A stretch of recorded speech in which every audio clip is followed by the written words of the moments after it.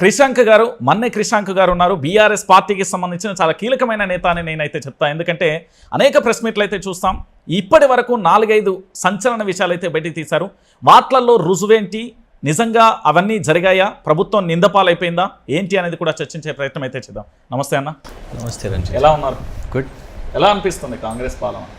వాస్తవానికి అంటే మనం నిజాలు మాట్లాడుకుంటే భయపడతారు ప్రజలు కూడా. ఎందుకంటే వీళ్ళకున్న ఇంకా టర్మ్ సుమారు 3.5 సంవత్సరాలు ఉన్నాయి. ఈ 3.5 సంవత్సరాల్లో తెలంగాణ రాష్ట్రం ఇంకెంత వెనక్కి పోతుంది, ఇంకెన్ని కష్టాలు ప్రజలు చూడాలనో ఇది ముందు చూపు ఉన్నప్పుడే మనకంటే ఒకటి అసెస్మెంట్ చేసుకోగలిగితే అది కనబడుతూ ఉంటుంది. తెలంగాణ 10 సంవత్సరాలు రాష్ట్రం ఏర్పడ్డ తర్వాత ప్రభుత్వం తీసుకున్న స్కీమ్లు ఆదర్శవంతంగా ఉండే, కేంద్రం నుంచి సపోర్ట్ లేకపోయినా కూడా మనం సెల్ఫ్ సఫిషియెంట్గా ఉండే. అందుకే రిజర్వ్ బ్యాంక్ ఆఫ్ ఇండియా లాంటి వాళ్ళు కూడా మనకు ఆ కితాబ్ ఇచ్చారు. అంటే ఒక అగ్రెసివ్గా మనం ఎన్నో కంపెనీస్ని ఇక్కడ తెచ్చుకోవడం కానివ్వండి, అప్పుడు రకరకాల కార్యక్రమాలు తీసుకోవడం కానివ్వండి చేయగలిగినాం. అట్లాంటిది ఈ సంవత్సరం నరలో కనిపించిందా అని ఒక్క రంగంలో చూసినా కూడా అబ్సల్యూట్లీ. మరి బీఆర్ఎస్ పార్టీ కల్వకుంట్ల చంద్రశేఖరరావుకి, యనుమల రేవంత్ రెడ్డి ప్రభుత్వానికి తేడా ఏంటి అంటే ఏం చెప్తారు? మరి ఒకటి, కేసీఆర్ గారికి ఫస్ట్ రాష్ట్రం ఏర్పడక ముందే రాష్ట్రం ఏర్పడితే ఏం చేయాలి, ఏం జరగాలి అనే ఒక స్పష్టత ఉండే. అండ్ ప్రయారిటీ ఏంటిది అని ఎక్కడికక్కడ చాక్అవుట్ చేసుకున్నాం. కేసీఆర్ గారి ప్రయారిటీ ఏంటిది అని ఒకటే వర్డ్లో మీరు చెప్పండి అని అంటే నేను ఫస్ట్ ఇవ్వగలుగుతాను, వ్యవసాయం. ఓకే, 100% వ్యవసాయం అనేది. దాని చుట్టూ దానికి కావాల్సిన అవసరాలు, అది నీటి నుంచి మొదలు పెట్టుకుంటే విద్యుత్తు, విత్తనాలు, ఇప్పుడు నీళ్ళ కోసం ప్రాజెక్టులు అది చేసి చూపించారు. విద్యుత్తు ప్రాజెక్టులు తీసుకొని వచ్చిర్రు, కరెంటు కోతలు లేకుండా చేసిర్రు. తర్వాత విత్తనాలు కానివ్వండి, లేకుంటే పెట్టుబడి కానివ్వండి, రైతు బంధు లాంటి స్కీమ్ తీసుకొని వచ్చిండ్రు. తర్వాత అమ్మకానికి ఇబ్బందులు ఉంటే అమ్మకానికి అవసరమైతే ప్రభుత్వంగా కేంద్రం దగ్గరికి పోయి ఢిల్లీలో కొట్లాడిర్రు క్యాబినెట్గా. అంటే ఒక పంటకు కావాల్సిన ప్రతి ఒక్కటి కూడా ఒక ప్రభుత్వం దగ్గరుండి చూసాం.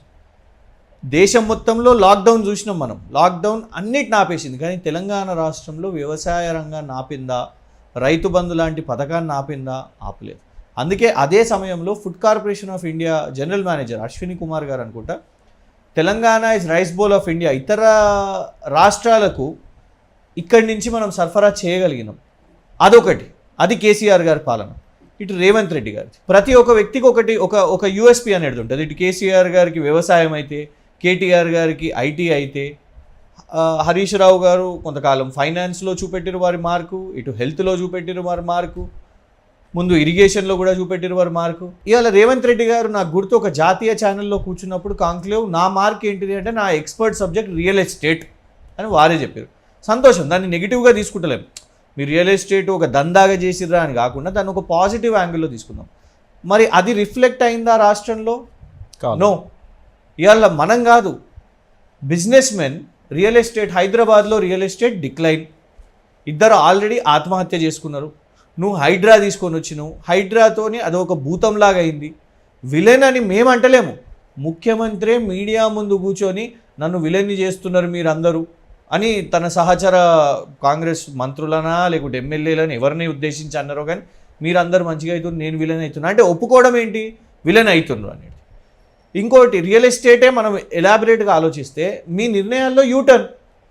మీరు ఫస్ట్ ముఖ్యమంత్రిగా కాకముందు పీసీసీ అధ్యక్షునిగా ఉన్నప్పుడు ఫార్మాసిటీని రద్దు చేస్తామని చెప్పారు. మీరు వచ్చి ఫార్మాసిటీ రద్దు అని చెప్పారు. ఏమవుతుందంటే పెట్టుబడులు పెట్టిన వాళ్ళు ఉంటారు కదా, భూములు కొనుగోలు చేసిన వాళ్ళు ఉంటారు, భూములు ఇచ్చిన వాళ్ళు ఉంటారు రైతులు. అప్పుడు బీఆర్ఎస్ కానివ్వండి, ఇన్ఫ్యాక్ట్ బీఆర్ఎస్ వదిలేయండి, మీరు కోటే అన్నది సరే, మరి భూముల సంగతి ఏంటిది? ఎందుకంటే అందులో క్లాజ్ ఉన్నది, నువ్వు ఒకవేళ ఫార్మాసిటీ నిర్మాణం చేయకపోతే భూములు తిరిగి రైతులకు ఇచ్చేసేయాలి. మళ్ళీ తర్వాత నువ్వే ప్రభుత్వం ఉండి లేదు మేము ఫార్మాసిటీ కాదు, మేము రద్దు చేస్తలేము అని మీరే అంటారు. సేమ్ కొడంగల్ కూడా మీరు అందరు చూసిరు, మీరు వెళ్ళిరు కూడా అక్కడికి, అది పెద్ద యుద్ధంలాగానే లగచర్ల. అక్కడ చాలా స్పష్టంగా మీరు ఫార్మా కోసమని అన్నారు. సరే, అందులో రకరకాల వాదనలు వచ్చినాయి. ఒకటి, తర్వాత మనకు తెలిసింది ఏంటంటే అదానీ ప్లాంట్ వస్తుందని కొడంగల్లో, మ్యాక్స్ బిఎన్ ఫార్మా వాళ్ళ అల్లుని కంపెనీ కానీ ప్రశ్న వచ్చింది. చూడండి, ఏ కంపెనీ వస్తుందో మనకి ఇంకా అఫీషియల్గా మీరు చెప్తలేరు, కానీ భూములు తీసుకోవడానికి రెడీగా ఉన్నారు, భూములు తీసేసుకుంటున్నారు. పలానా కంపెనీ వస్తుందా, ఏ కంపెనీ వస్తుంది అనే క్లారిటీ లేదు. తర్వాత మీరే ఏమన్నారు, సిపిఎం వాళ్ళు వెళ్ళినప్పుడు లేలే మేము ఫార్మా కాదు కదా, అది పరిశ్రమలు తీసుకొని వస్తున్నాం. కొందరు వాళ్ళకి సంబంధించిన వ్యక్తులను అన్ని ఛానల్స్లో కూర్చోబెట్టి మాట్లాడిపించారు, సీఎం ఆఫీస్కి దగ్గర ఉన్న వాళ్ళు కూడా పరిశ్రమలు, ఇది కొడంగల్ పరిశ్రమలు కాదు. మరి గెజెట్లో రాజముద్రతోని ఫార్మా అని తీసిన తర్వాత అందరూ పెట్టిరు కదా, బయట పెట్టిరు కదా, అక్కడ మీ మాట యూటర్నే. సో హైడ్రా ఇన్ఫ్యాక్ట్ అది కూడా యూటర్న్ అనుకోవచ్చు. ఎందుకు, ఫస్ట్ ఏమో మేము కూల్ చేస్తాం, అంత సాఫ్ సఫాయి చేస్తాం, చెరువులు చేస్తాం అని అన్నప్పుడు అందరూ ప్రశ్నించింది దుర్గం చెరువు FTLలో రేవంత్ రెడ్డి గారు అన్నగారిది ఉంది కదా అని ఫస్ట్ ప్రశ్న రాగానే స్టాప్, పాజ్. తర్వాత కోర్టు కూడా అన్నది, అరే మీకు శనివారం ఆదివారాలే దొరుకుతున్నాయా, నోటీసులు ఇస్తలేరు మీరు, కనీసం వాళ్ళకి సమయం కూడా ఇస్తలేరు. రేవంత్ రెడ్డి గారు అన్నగారికి సమయం దొరుకుతుంది, వీళ్ళందరికీ సమయం దొరకలేదు. అక్కడ U turn. So Hydraa U turn, pharma city U turn, Kodangal Lagacharla pharma U turn, ఈ మూడు ఒక దిక్కు అయితే మళ్ళా అదాని ఒక దగ్గరకు వస్తుండంటే, అదాని గొప్ప వ్యాపారవేత్త కావచ్చో ఏంటిదో మనకు తెలియదు, కానీ శ్రీలంకలో అక్కడ గొడవలైనాయి, వాపస్ తీసుకున్నది అక్కడ ప్రభుత్వం. ఇన్ఫ్యాక్ట్ అమెరికాలో కూడా మొన్న కేసులు అయినాయి, ఎన్నో రాష్ట్రాలలో కూడా అదానితో ఇబ్బందులు ఉన్నాయి. ఇక్కడ పోయిపోయింది కాంగ్రెస్ ప్రభుత్వం, రాహుల్ గాంధీ గారు విమర్శిస్తారు, ఆయనను జైల్లో పెట్టాలంటారు అదాని. నువ్వేం చేసినావు, అదాని దగ్గర 100 కోట్లు తీసుకున్నావు, బీఆర్ఎస్ నిలదీయగానే జాతీయ మీడియాలో అంతటా మొత్తం రాష్ట్ర వ్యాప్తంగా రాగానే నువ్వు మళ్ళీ యూటర్న్. పోనీ ఆ యూటర్న్ అన్న నిజమా అని అనుకుంటే, ఇవాళ అదాని రూపంలో రకరకాల ఇండైరెక్ట్గా కూడా తీసుకొని వస్తుంది, మీకు ఎలాబరేటెడ్గా చెప్తా. కానీ ఇవాళ మీ డిసిషన్స్ ఎంత యూటర్న్ ఉన్నాయంటే, అదాని వస్తే చిన్న రియల్ ఎస్టేట్, చిన్న బిల్డర్స్ మొనాపలీ నడుస్తుంది. అదాని సిమెంట్ తీసేసుకుంటాడు, అదాని ఎన్డీటీవీ లాంటి ఛానల్ని తీసేసుకుంటాడు. ఆఖరికి మనం చూస్తున్నాం మొన్న డిజ్నీ హాట్స్టార్, జియో, అంటే ఒక మొనాపలి. మేం కాదు అన్నది, రాహుల్ గాంధీ అంటాడు ఒక్కోళ్ళు ఇద్దరే వ్యాపారాలు చేయాలి. సేమ్ ఇక్కడ చిన్న రియల్ ఎస్టేట్ని ఖతం చేయడానికి అదానిని తీసుకొని వస్తాం. ఇట్లా రకరకాల యూటర్న్లు మీరు తీసుకుంటూ ఉంటే అది రాష్ట్రం మీద. రైట్, నేనేమంటున్నానంటే ఒక చిన్న ప్రశ్న. మీరు లగచర్ల ఘటన చెప్పారు, వాళ్ళు ప్రధానంగా కూడా నేరెళ్ల ఘటన కూడా తెర మీదకి తీసుకొస్తున్న పరిస్థితి కనబడుతుంది. గతంలో బీఆర్ఎస్ పార్టీ అనేక తప్పిదాలు చేసింది, 1, 2 అని చెప్పడానికి కూడా లేదు. కేవలం 365 రోజులు మాత్రమే అయింది. సంవత్సర పాలనలోనే ఇంతలా వ్యతిరేకత ఎందుకు?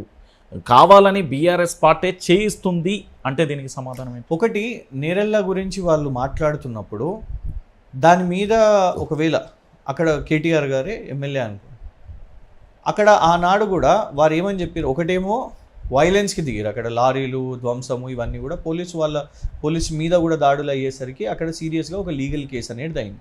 అక్కడ భూములు లాక్కోవడం కాదు, ఏంటిది అంటే ఇసుక రవాణా. అప్పటికి మీరు గమనిస్తే స్టార్టింగ్లో స్ట్రీమ్ లైన్ కాలేదు ఇసుక పాలసీ. ఇదే ఉమ్మడి కాంగ్రెస్ ఉన్న వాళ్ళే ఇసుక పాలసీ ఎంత దారుణంగా ఉందంటే, ప్రభుత్వ ఆదాయం మొత్తం 10 సంవత్సరాలు ఉమ్మడి ఆంధ్రప్రదేశ్లో తెలంగాణ ఇసుక ఆదాయం కేవలం 30 కోట్లు. ఓకే, తర్వాత స్ట్రీమ్ లైన్ అయ్యి అంటే కేసీఆర్ గారి ప్రభుత్వం అయిపోయే సమయానికి 5,800 కోట్లు ప్రభుత్వ ఆదాయం. సో అప్పుడు 30 కోట్లు 5,800 కోట్లు అంటే కరెక్టే చేసిరు కదా. ప్రభుత్వం ఖజానా పెరుగుతుందంటే దాంతో సామాన్యులు బలైపోయారు కదా, ఇక్కడ కూడా లగచర్ల అంతే సామాన్యులు బలైపోతుర్రు అనేది ప్రశ్న. మేము అనేది ఏంటంటే, ఒకటి ఎక్కడైనా కూడా మనం వైలెన్స్ని ఎంకరేజ్ చేయం. ఆ తర్వాత ప్రభుత్వం ఏం ఎఫర్ట్ పెట్టింది అనేది ఇంపార్టెంట్. ప్రభుత్వం ఏం ఎఫర్ట్ పెట్టింది అనేది ఎందుకు ఇంపార్టెంట్ అంటే, ఇక్కడ మీరు అసభ్యకరంగా మహిళలతోని ప్రవర్తించారు. గిరిజన మహిళలు చెప్పారు, మీ సొంత నియోజకవర్గం వాళ్ళే చెప్పారు, పోలీసు వాళ్ళు వచ్చి మా మీద అసభ్యకరంగా ప్రవర్తించారు. నువ్వు ఇవాళటి వరకు అండ్ దాన్ని కప్పిపుచ్చడానికి ఒక్కొక్క అబద్ధం అక్కడికి వెళ్ళి ఆ పోలీస్ అధికారులని తరలించేసారు. కేటీఆర్ గారు, మీరు నేరెళ్ల గురించి ఒకవేళ ఆ ఘటన మనం తీసుకుంటే, అక్కడ ఎవరైతే పోలీస్ అధికారులు ఉండేనో వాళ్ళు అక్కడ తరలించారు. అక్కడ డెఫినెట్గా ఒక కాన్ఫ్లిక్ట్ ప్రజల మధ్యలో పోలీస్ మధ్యలో అయింది, ప్రజలు పోలీస్ మధ్యలో అయింది. కానీ ఇక్కడ నేరుగా ఈ నిర్ణయం ఎవరు తీసుకున్నారు? ముఖ్యమంత్రి నిర్ణయం తీసుకున్నాడు కదా. ముఖ్యమంత్రి ఆయన నియోజకవర్గంలో ఈ ఫార్మా కంపెనీస్ రావాలి అని కనీసం నువ్వు వాళ్ళని ఒప్పించలేకపోయాను, నువ్వు వాళ్ళతో కూర్చొని మాట్లాడలేకపోయాను. సో ఆ ఇష్యూ ఈ ఇష్యూ ఒకటి ఎట్లయితుంది? ఇవాళ సేమ్ థింగ్ ఎస్ఎల్బిసి టనల్ ఇష్యూని కొండగట్టుతోను, లేకపోతే మెదక్లో బస్ యాక్సిడెంట్తోను చాలా రకాలుగా ఇట్లనే మ్యాచ్ చేస్తున్న పరిస్థితి. అంటే ఒక బాధ ఏంటంటే, చూడండి, నంబర్ 1 బీఆర్ఎస్ చేసింది తప్పు అని మీరు అనుకుంటే, బీఆర్ఎస్ ఇవాళ ఫలితం చూసింది కదా.